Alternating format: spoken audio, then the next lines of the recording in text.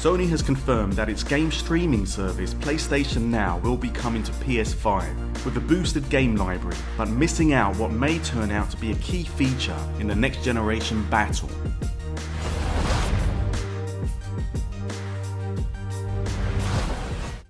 Hi, how you doing? Welcome. My name is Venom.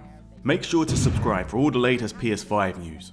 So, a quick bit of background info. Sony were ahead of the curve. They could see that there was a future in cloud gaming, and they bought Gakai, a pioneering cloud gaming company, back in 2012. At the time, then PlayStation CEO Andrew House said it was so they could offer unparalleled cloud entertainment experiences. This meant early in the generation, Sony was offering remote play for PS4 via PS Vita, so you could play your PS4 whilst you're away from it.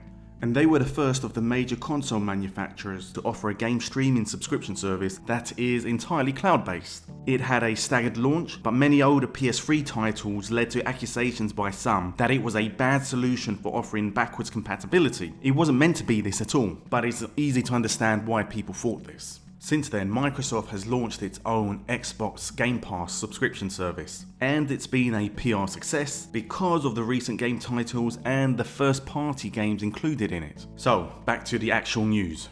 Yasuhiro Osaki is the head of the PlayStation Network division, which covers PlayStation Now. He was speaking to the legendary Japanese magazine Famitsu, and in an interview with them, he confirmed that PlayStation Now will be coming to PS5. He confirmed Sony's commitment to the cloud gaming service. He didn't specify whether it will be on day one, on the day PS5 launches, or in the more general PS5 launch window. However, it is confirmation that PS5 will be getting PS Now. It also aligns with Jim Ryan's comments earlier this year. Jim Ryan, the head of PlayStation, he told the Financial Times in June, he said to them, "We are getting more confident with the PlayStation Now service, and we are really going to start to push it hard this year, and in years to follow," which reveals that they see it, that Sony sees it as a long-term part of their business. Yasuhiro went on to say that there will be a greater range of popular titles being added to the service. This is a really good thing because if you've been following the titles in PS Now, they have been somewhat pedestrian. They've been many PS3 titles and only a handful, I'd say, of major PS4 titles. Nothing really to get the fans excited. Unlike Xbox Game Pass, which had titles like Metro Redux and Shadow of the Tomb Raider being included in their subscription service just months after they were released as proper full-price products. Yasuhiro went on to say that there will be more time-limited products being added to the service. This means big blockbuster games that will attract the fans. So for example,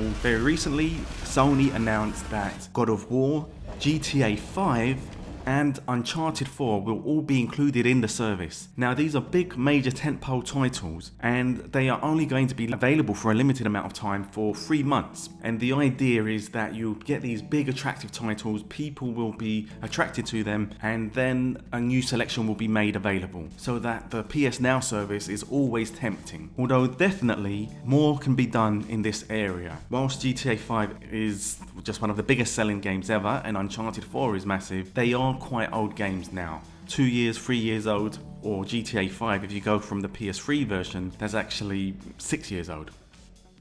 Now, one very interesting point is that Sony at present have no plans to bring PS Now to smartphones. So it will not be possible to stream games to your Android phone or your iPhone. Smartphone streaming is predicated on 2 factors. Is it desirable, and is it possible? Now, desirable, yes, it certainly is. People love the idea of accessing their full games whilst away from home. The PlayStation Vita allowed this from your own library. You could be away from home and stream your PS4 games to it as long as you were connected to a Wi-Fi connection. And it's a big part of the reason that Nintendo Switch is such a massive success. Their solution has been to offer a lower powered console that you can play the same games away from home as you can when you've got it connected to your TV. It doesn't look like PlayStation or Microsoft are going to be offering separate mobile devices, portable devices. The way around it that Microsoft is approaching it is to be able to offer streaming to a mobile device, like your smartphone. Microsoft wants to offer portable gaming, but with full Xbox One games. Google also want to do that with their Stadia too.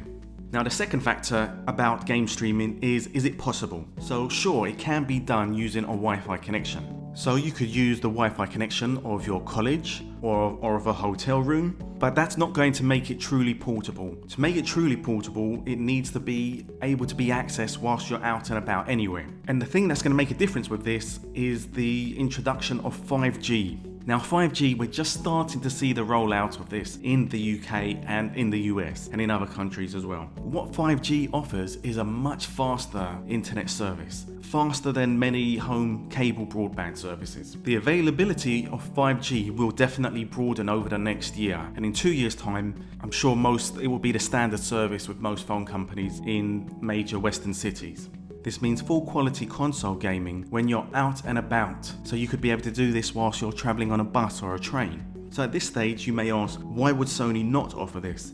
At this moment in time, there is not a demand for it, not yet, and Sony certainly doesn't have the network infrastructure for it. That's why there was that news of a possible business relationship between Sony and Microsoft so that Sony could lease their network infrastructure from them. It would allow them to scale their business, allow them to grow it. So don't be too disappointed by this news, providing the PS Now service does grow as Sony hopes it does. And if people want this feature, and they certainly will once they see it working on Xbox Game Pass, then it's inevitable that Sony will introduce it.